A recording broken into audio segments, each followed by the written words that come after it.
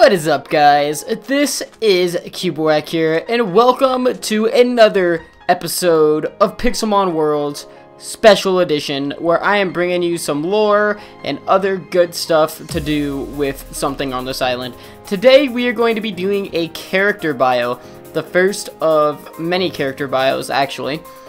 And today, we are going to be focusing on this person right here, Tamuchi, the 5th village leader. So, Tamuchi, she of course, she wasn't here when the village was discovered, when the island was discovered. She wasn't a wanderer, if you remember from last Pixelmon World Special. Make sure to keep up with those specials, because I'm going to be referencing past specials in future specials and even this special. But Tamuchi, the person who lives in this castle, even though there is no bed, plot holes, don't question me. But Tamuchi was never a wanderer. She was born onto this island, and this is where she's lived her entire life, obviously, as has anybody who lives here now. But Tamuchi's father, however, was not a wanderer either. Haha, fooled you there. Her father was actually the son of wanderers, but he was not here. He was born shortly after. He was one of the first kids to ever be born born on the island.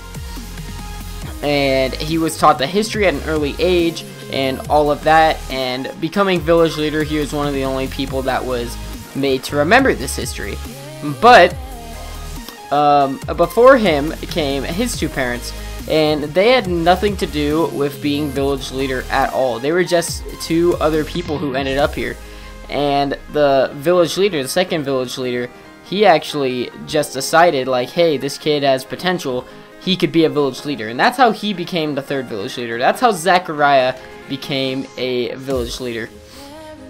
And Tamuchi, she was meant to be a village leader from the moment she was born. Zachariah was already in his position as leader when him and his wife had Tamuchi. And he vowed since the day that she was born that one day she would lead the village. And he wanted her to be the first female leader, and she was. But she did not end up taking control as soon as he would have hoped, because when Zachariah died from illness, Tamuchi was still too young to become village leader. So he had to pick somebody else, and this is where he picked the fourth village leader, Joshi, just because he was the most fit to do the job besides Zachariah.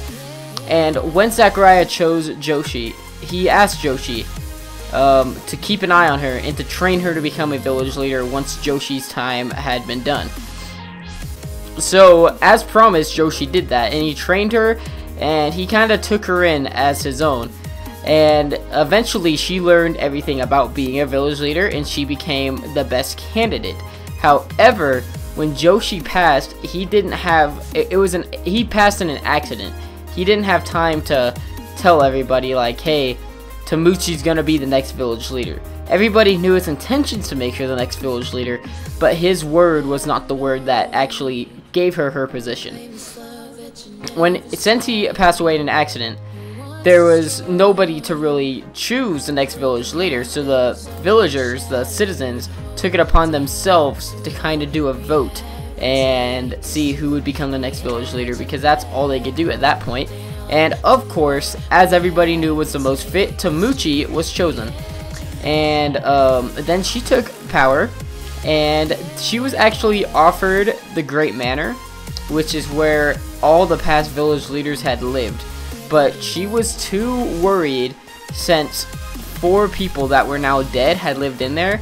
She was too paranoid that it was haunted, and it became an accepted story throughout the land, throughout the home island, that the Great Manor was haunted by the spirits of the past village leaders that still had business left, such as Joshi, since he did not know that his death was coming, and it came very unexpectedly.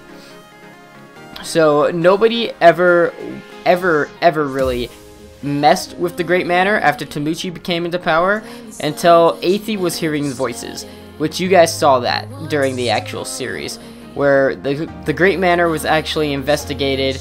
And there were ghost-type Pokemon in there, surprisingly, so maybe the theory was correct, and Joshi's spirit was living on through ghost-type Pokemon, or maybe that was his team.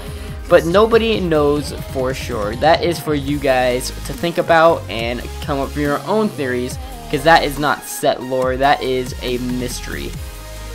But however, as you probably also saw in the Manor that episode, Zachariah was in there. And Zachariah was most likely in there because that was his home at a time, and he wanted to visit it one last time since his spirit was brought up from his body, and he kind of had a chance to come back and check in on the village. So he actually got to enjoy his time in there for a split second, even though CubowaK and Athie showed up. So he had to skedaddle and leave a Gengar, apparently. Was that Zachariah's work or was that Joshi's work? Nobody knows. But pretty much Tamuchi, after she took control, everything was kind of peaceful. There was no conflicts to really solve, and she just kind of took on the responsibility of giving everybody their first Pokemon from her own collection. And that is how CubowaK got his Pokemon. But before that, she really didn't have to give anybody a Pokemon. I mean, she shared a little bit with Raiga and Hasuna and the villagers, but considering there was only 6 people living on the island at the most recent time of this village, she really didn't have much to control. She really didn't have much to worry about at all. So it was pretty much just her reign as village leader was probably the easiest out of all of the others, where there could have been conflict and other mishaps, natural disasters, all of that, which will probably be explained in future special episodes. But Tamuchi thus far has not had to deal with anything until a man named X showed up with her father's ghost. And this is just going to be kind of a recap from the actual episode and on-screen stuff. But Tamuchi was just minding her own business, being a village leader, just taking care of business, not doing much because there was not much to do. And then her father's ghost appeared before her, and this is when her only true conflict as village leader began. He showed up before her with a message, with a letter, and he told her he was speaking to her from his own free will, as if it was still him. It was like his own soul inside of his ghost, so it wasn't like that was being completely manipulated, even though the message had words that were not his. But he spoke to her as if it was still her own father, and it was. It was his consciousness speaking to her. And he apologized for what was about to happen, pretty much, because on the letter demanded, a man named X demanded that one of the villagers, a specific villager, was sent to the Forsaken Island in order to save the village.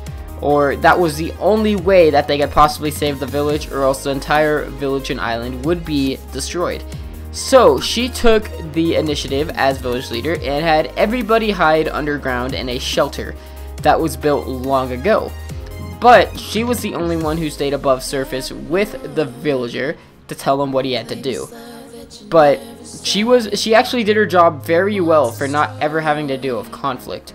And even later on, after the conflict was supposedly settled, her father reappeared to her as a ghost, not his actual body, which had been resurrected from the grave at this time, but had no control over itself. Her father's ghost came back to her and ensured her that everything would be alright for the moment being. And she found comfort in that, even though she didn't even get to see her father's ghost the last time. And it is believed now that Zachariah's ghost is still living on the island. It refuses to be seen to avoid conflict and not to strike fright into people.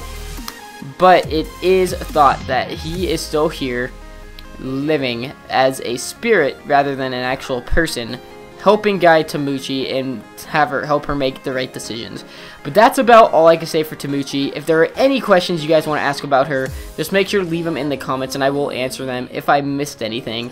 And yeah, this was our first character bio, so if you guys enjoyed this kind of lore video, make sure to let me know in the comments as well, and I will do some more of these. And also, if there's anybody else from this island that was in World Season 1 that you want to see a character bio of, just let me know that in the comments, because the character bios, I want to kind of, all of the lore really, I want to leave up to you guys to ask about, so that I could make the lore videos accordingly and make them actually enjoyable for you guys. But yeah, I'm gonna go ahead and end off this lore video with a little bit of a sneak peek. So I'm not really going to be commentating over the sneak peek. It's just going to be about 5 seconds long, and that's all you guys are gonna get. I'm not gonna show much, but here you guys go with the sneak peek. But if you enjoy this video, please make sure to leave a like to show your support. And as always, my name is CubowaK. I am signing out, and I will catch you guys next time. Peace!